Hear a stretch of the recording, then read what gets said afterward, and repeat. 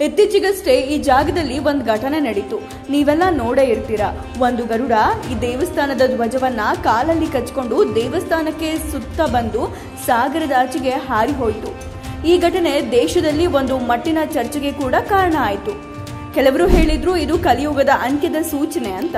ಕೆಲವರು ಹೇಳ್ತಾರೆ ಮಹಾವಿಷ್ಣುವಿನ 10ನೇ ಅವತಾರವಾದ ಕಲ್ಕಿಯ ಜನ್ಮಕ್ಕೆ ಇದು ಸೂಚನೆ ಅಂತ. ಅಭಿಪ್ರಾಯ ಏನೇ ಇರಲಿ, ಆದರೆ ಈ ದೇವಸ್ಥಾನದಲ್ಲಿ ಅದ್ಭುತಗಳು ನಡೆಯೋದು ಮಾತ್ರ ಸುಳ್ಳಲ್ಲ. ಒಂದಲ್ಲ ಎರಡಲ್ಲ, ಅನೇಕ ಅದ್ಭುತಗಳಿಗೆ ಈ ದೇವಸ್ಥಾನ ಹೆಸರುವಾಸಿಯಾಗಿದೆ. ಪೂರಿ ಜಗನ್ನಾಥ ಮಂದಿರ. ಒಡಿಶಾದ ಕಡಲ ತೀರದ ನಗರವಾದ ಪೂರಿಯಲ್ಲಿ ಈ ಮಂದಿರ ಇದೆ. ಸಾಕ್ಷಾತ್ ಶ್ರೀಕೃಷ್ಣನ ಹೃದಯ ಇನ್ನೂ ಈ ದೇವಸ್ಥಾನದಲ್ಲಿ ಇದೆ ಅಂದರೆ ಯಾರಾದರೂ ನಂಬ್ತಾರಾ? ಹೌದು, ನಂಬಲೇಬೇಕು. ಯಾಕಂದರೆ ಇಲ್ಲಿ ನಡೆಯೋ ಪವಾಡಗಳನ್ನು ವಿಜ್ಞಾನದಿಂದ ಕೂಡ ಭೇದಿಸೋಕೆ ಆಗಿಲ್ಲ. ಅದನ್ನು ತಿಳ್ಕೊಳ್ಳೋಕ್ಕೂ ಮುಂಚೆ ಈ ದೇವಸ್ಥಾನದ ಇತಿಹಾಸವನ್ನು ಹೇಳ್ತೀನಿ ಕೇಳಿ. ದ್ವಾಪರ ಯುಗದ ಅಂತ್ಯದ ಸಮಯ.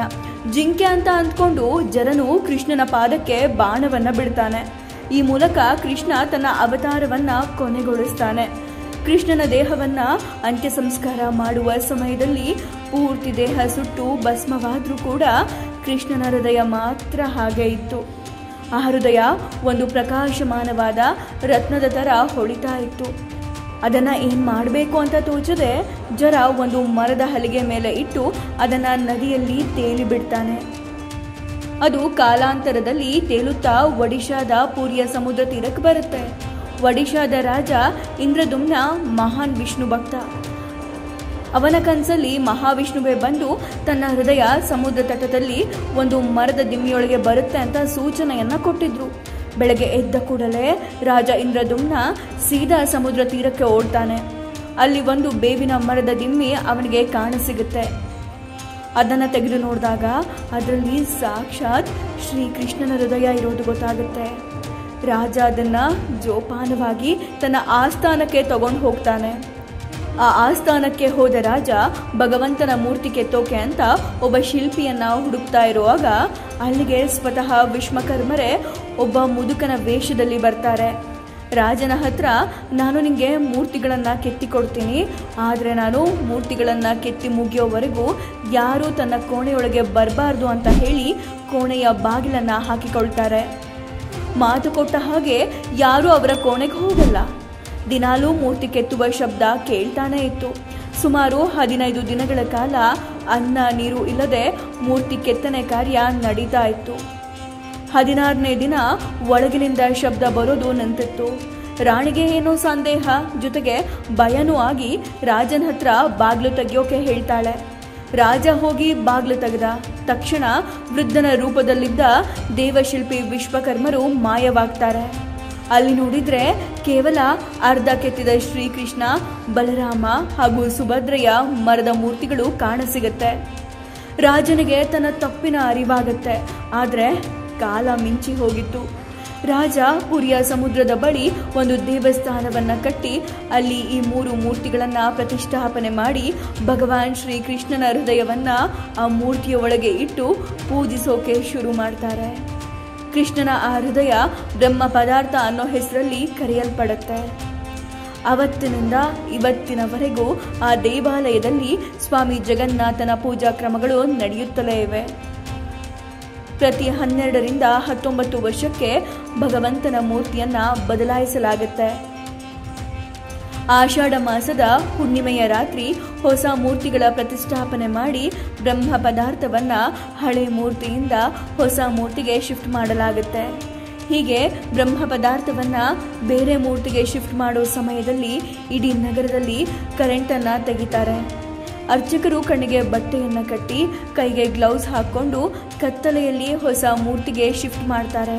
ಅದನ್ನು ಬದಲಾಯಿಸಿದ ಒಬ್ಬ ಅರ್ಚಕರು ಅವರ ಅನುಭವವನ್ನು ಕೇಳಿದಾಗ ಹೇಳಿದರು, ತನಗೆ ಯಾವುದೋ ಒಂದು ಜೀವಂತವಿರುವ ಮೊಲವನ್ನು ಕೈಯಲ್ಲಿ ಇಟ್ಕೊಂಡ ಹಾಗಿತ್ತು ಅಂತ.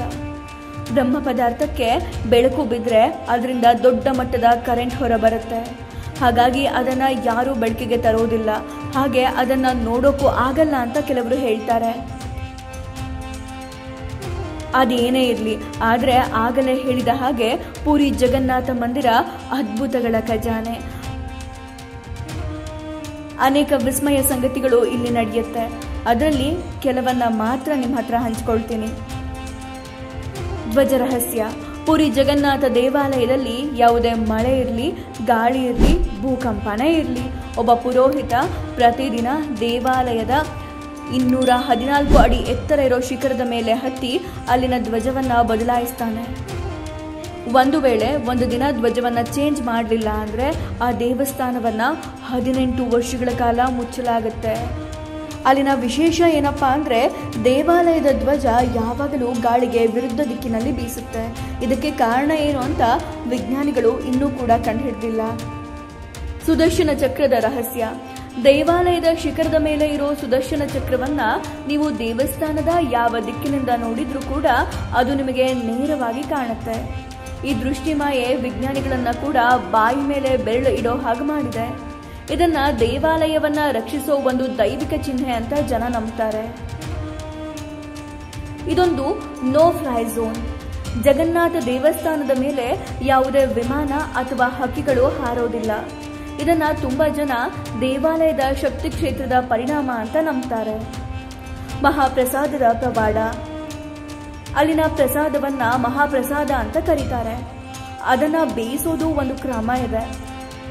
ಒಂದು ಒಲೆ ಮೇಲೆ ಬಂದರ ಹಾಗೆ 7 ಮಡಿಕೆಗಳಲ್ಲಿ ಪ್ರಸಾದವನ್ನ ಬೇಯೋಕೆ ಇಡಲಾಗುತ್ತೆ.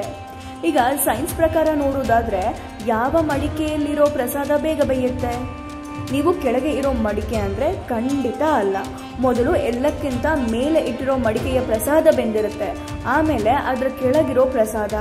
ಇದರ ಇನ್ನೊಂದು ವಿಶೇಷ ಅಂದ್ರೆ ಎಷ್ಟೇ ಭಕ್ತರು ಬಂದರೂ ಕೂಡ ಪ್ರಸಾದ ಸಿಗದೆ ವಾಪಸ್ ಹೋದವರು ಯಾರೂ ಇಲ್ಲ. ಹಾಗೆ ಯಾವತ್ತೂ ಕೂಡ ಪ್ರಸಾದ ವೇಸ್ಟ್ ಆಗಿದ್ದು ಕೂಡ ಇಲ್ಲ. ಇದನ್ನ ಯಾವ ಸೈನ್ಸ್ ಸಮರ್ಥಿಸಿಕೊಳ್ಳುತ್ತೆ? ಸಿಂಹದ್ವಾರದ ಶಬ್ದ ರಹಸ್ಯ. ನೀವು ದೇವಸ್ಥಾನದ ಸಿಂಹದ್ವಾರದಲ್ಲಿ ನಿಂತು ಕೇಳಿಸ್ಕೊಂಡ್ರೆ ಸಮುದ್ರದ ಅಲೆಗಳ ಶಬ್ದವನ್ನ ಸ್ಪಷ್ಟವಾಗಿ ಕೇಳ್ತೀರಾ.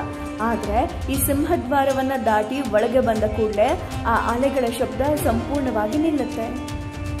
ಇದನ್ನ ಬಗೆಹರಿಸೋಕೆ ಯಾರಿಂದಲೂ ಆಗಿಲ್ಲ. ಹಾಗಾದ್ರೆ ಯಾವುದು ಟೆಕ್ನಾಲಜಿ? ಶ್ರೀ ಜಗನ್ನಾಥ ರಥಯಾತ್ರೆ. ಪ್ರಪಂಚದಲ್ಲಿ ಅತಿ ಹೆಚ್ಚು ಜನ ಸೇರುವ ರಥೋತ್ಸವ ಅಂದ್ರೆ ಅದು ಪುರಿ ಜಗನ್ನಾಥ ರಥಯಾತ್ರೆ. ಇದು ಭಾರತದ ಬೃಹತ್ ಧಾರ್ಮಿಕ ಉತ್ಸವಗಳಲ್ಲಿ ಒಂದು. ಈ ಸಂದರ್ಭದಲ್ಲಿ ಜಗನ್ನಾಥ, ಬಲಭದ್ರ ಮತ್ತು ಸುಭದ್ರ ದೇವತೆಗಳನ್ನ 3 ರಥಗಳಲ್ಲಿ ಕೂರಿಸಿ ರಥಯಾತ್ರೆ ಕೈಗೊಳ್ತಾರೆ. ರಥಗಳನ್ನ ಎಳೆಯೋಕೆ ಅಂತ ಸಾವಿರಾರು ಭಕ್ತರು ಸೇರಿರ್ತಾರೆ. ರಥೋತ್ಸವದ ವೈಭವ, ಸಂಗೀತ, ನೃತ್ಯ ಮತ್ತೆ ಭಕ್ತಿಯಿಂದ ಈ ಉತ್ಸವ ಲಕ್ಷಾಂತರ ಜನರನ್ನ ತನ್ನತ್ತ ಸೆಳೆಯುತ್ತೆ. ಈ ವರ್ಷದ ಜಗನ್ನಾಥ ರಥಯಾತ್ರೆ ಇದೇ ಜೂನ್ 27ಕ್ಕೆ ನೆರವೇರುತ್ತೆ. ನೀವು ಕೂಡ ಅದರಲ್ಲಿ ಭಾಗಿಯಾಗಿ ಸ್ವಾಮಿ ಜಗನ್ನಾಥನ ಕೃಪೆಗೆ ಪಾತ್ರರಾಗಿ. ಜೈ ಜಗನ್ನಾಥ್.